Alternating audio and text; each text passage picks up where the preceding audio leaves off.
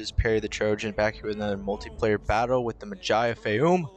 So today we'll be playing on the Dead Marshes, and obviously as you can see we are playing as Isengard, right? And of course, if you can just take a guess, he is of course playing as Rohan. So the way it is I'm kind of defending this map. I had some axes over there, some half axes. I also have some pikemen guarding the entrances or the pathways into our defensive position. We do have 3 units of Dunladane skirmisher cav that we're going to try to use to try to at least stop his cavalry from causing too much trouble, kind of try to harass him a little bit. And he went super heavy on the axe infantry, the axe thanes of Rohan.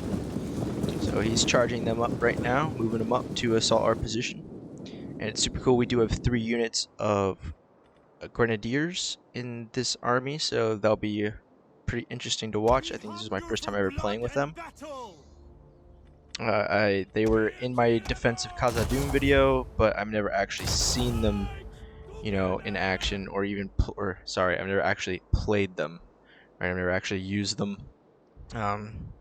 So yeah, I'm going to try to use those to my advantage and try to cause as many casualties as I can with them and really try to showcase them for you guys. So he's got some more, looks like light axe infantry moving up.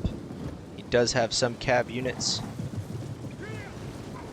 but strong. I was actually quite surprised he didn't use that much cav compared to usually what you would think of with Rohan, more focused on the infantry. He does have some cav over there, I do believe, on his left flank. So we're going to have to try to, like I said, use our Dunladane, or however you pronounce it, to try to help stop those and harass them. I believe they're Knights of the Mark over there.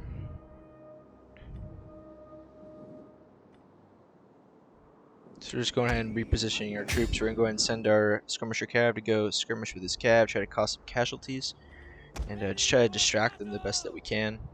We're going to go ahead and try to fire some shots off with our onagers here.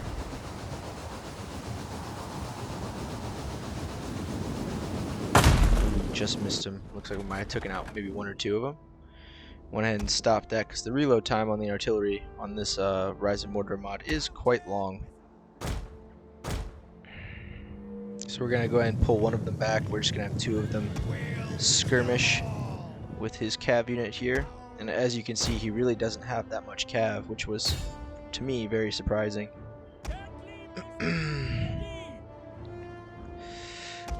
Alright, and it looks like they're going to start marching their axemen towards our pike wall there. I'm going to go ahead and send all 3 to skirmish with those cav now.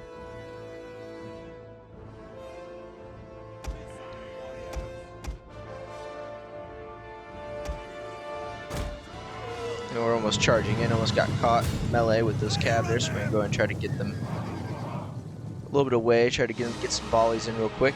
And obviously, as you can see, we're not causing hardly any casualties to them, which is, you know, quite surprising. I think that javelins would be able to cause quite a bit of armor-piercing damage. We'll go ahead and move alerts up so you can get some volleys in.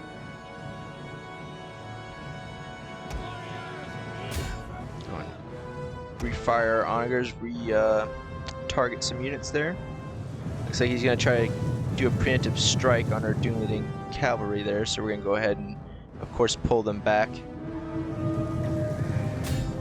We're going to try to go back after him there.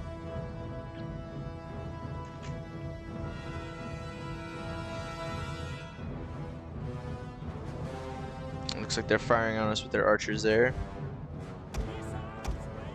Crossbows don't have the range that they do. I'm going to go ahead and move another Uruk-hai archer unit over there since they do have greater range. Looks like our cav is kind of out of commission for right now.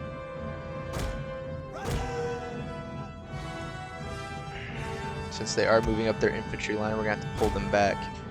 We're going to go ahead and move 2 of our elite infantry units over there for support, since they do have a heavy infantry contingent coming that way.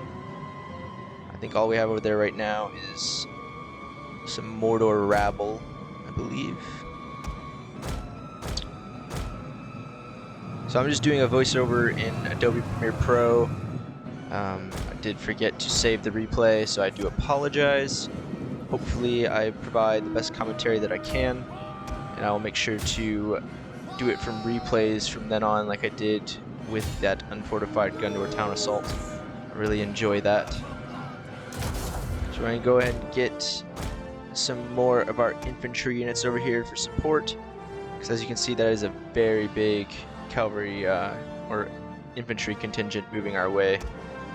Hopefully they attack our pike walls, but you never know. So we're going to pull our skirmisher cav back. He is setting up an infantry line to screen his cavalry. And as you can see, our Uruk-hai bows do have greater range, so that's good. A lot more than our crossbows. So he's going to try to shoot us up with some fire arrows. And they are moving a pretty big contingent over here on our left flank. We're going to go ahead and charge in those half axes, as well as another infantry unit for support. Or no, crossbow unit actually, never mind.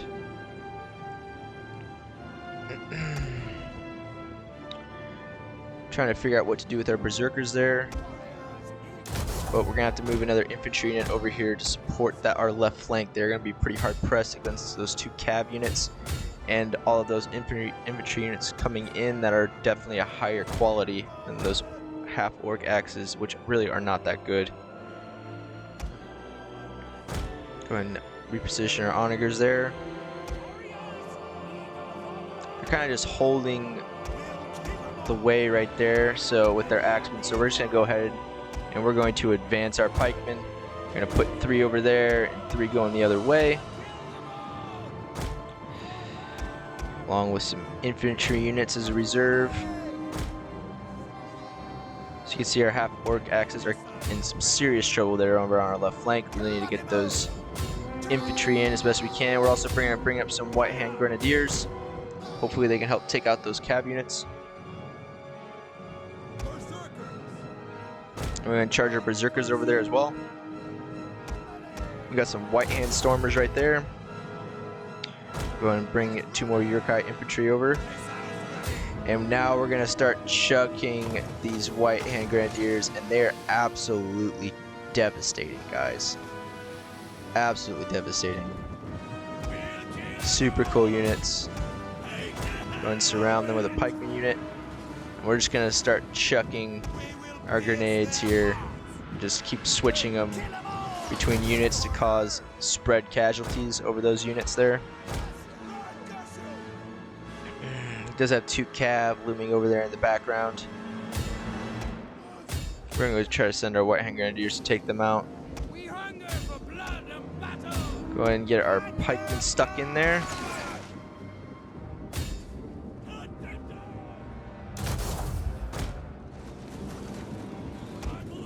Alright, as you can see, we're breaking those axemen pretty easily now. We're going to go ahead and move up 2 more crossbow units. The men are broken and are fleeing. Get our cav over here to try to take out their cav best we can. As you can see, they're starting to move in their infantry over here on our right flank. We're gonna have our onagers target those archer units. And also target some of these axemen right over here. We got a nice direct hit.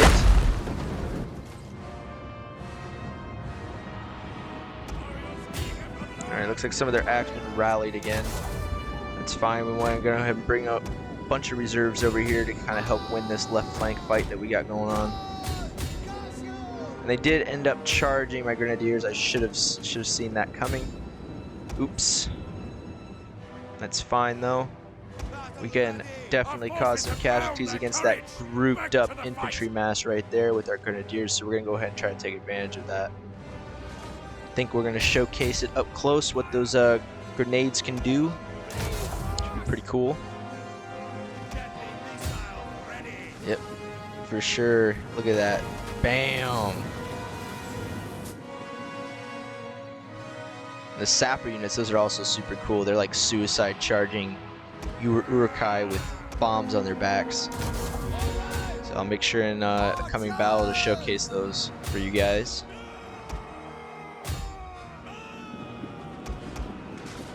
Alright, well they're starting to retreat from our Doonlading cav here.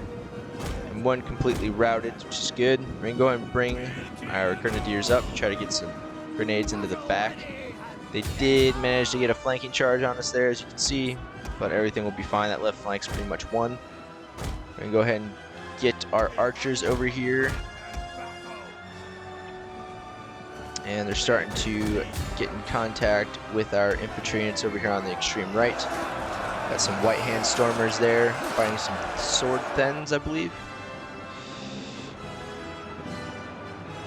Alright, so our grenadiers are ready. We're going to try to get them around a little bit better. We don't want to cause too many friendly casualties. Which with the grenadiers, they do cause a massive amount of casualties, so you definitely have to be careful. So we're going to go ahead and pull our cav out. We're going to let our infantry just take care of that surrounded cav unit right there.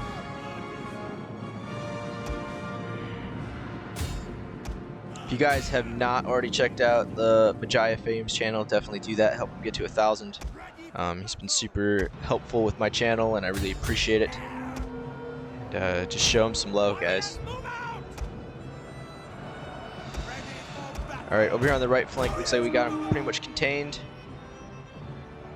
Alright, so we're going to get those grenadiers in there a little bit more. We should be able to shatter their morale with those grenades. We're going to go ahead and get our cav back over to the right flank. There in the center, as you can see, we pretty much routed all resistance. Enemy units have rallied and returned to the battle. Alright, there comes the grenadiers. Coming in, we're going to get them to chuck some bombs in. Bam! Love those grenadiers. Absolutely tears holes in the lines of the enemy. I think they have maybe another volley left. Yep. There we go. And as I predicted, it definitely caused massive morale drop in the enemy, since most of them are on fire and stuff like that. They're going to try to charge some cav out and around to try to get some flanking charges in, but we're going to go have some Mordor rabble go out and try to handle that for us. We're just going to charge in our cav and see how it goes. Actually, no, never mind. We're going to skirmish with them, but I think they're going to end up catching us, or at least trying to chase us down here. The men are broken and are fleeing. Got some men breaking. Looks like the grenadiers are breaking. We're going to get some pikemen over there, try to help them out. Pretty much one over here on our left flank. Go ahead and just mop up the survivors.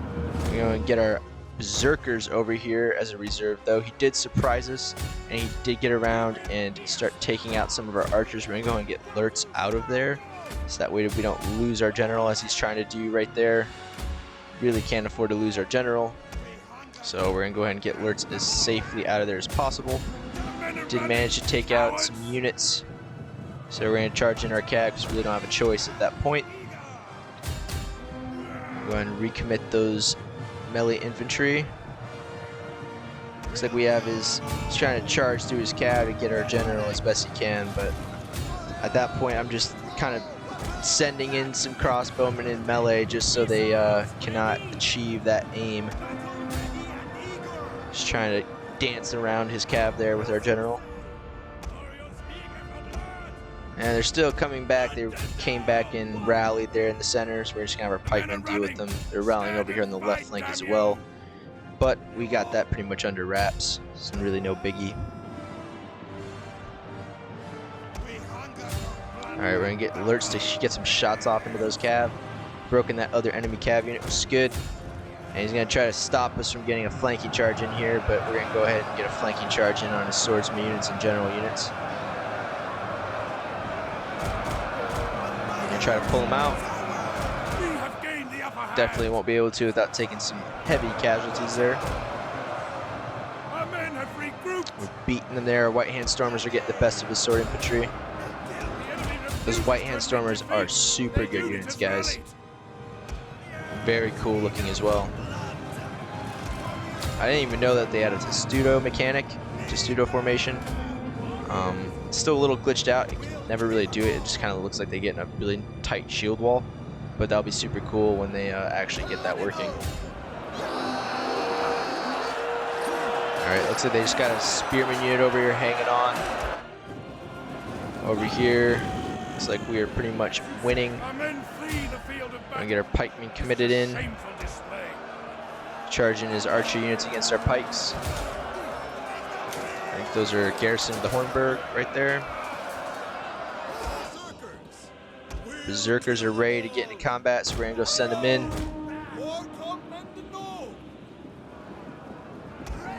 Get our White Hand Stormers back into the fray. Should get the best of those infantry there. Those big browed shields look absolutely amazing. Our men return to the fight. I'm gonna try to get some cinematic shots in here.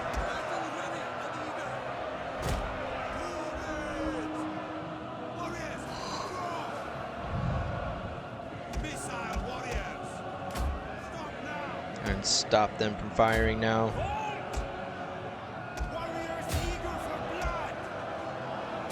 Going to get that cav unit to charge that wavering melee infantry sword unit there. Our men run from the enemy.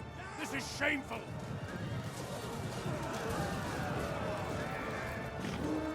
Now, as you can see, it's pretty much a done deal at this point. He's really just holding on over there in the right flank, but they're starting to waver.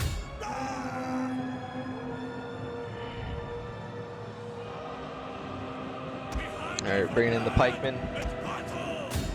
Gonna get our berserkers into the fray here. Really try to take out our general unit with these berserkers. These berserker units are super cool, guys. It's really cool. I think I'm gonna make out my thumbnail. They have decapitations. The decapitations with this two-handed swords are absolutely brutal. Our men are breaking off.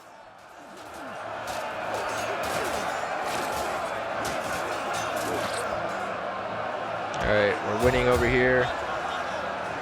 Pretty much got this battle won at this point.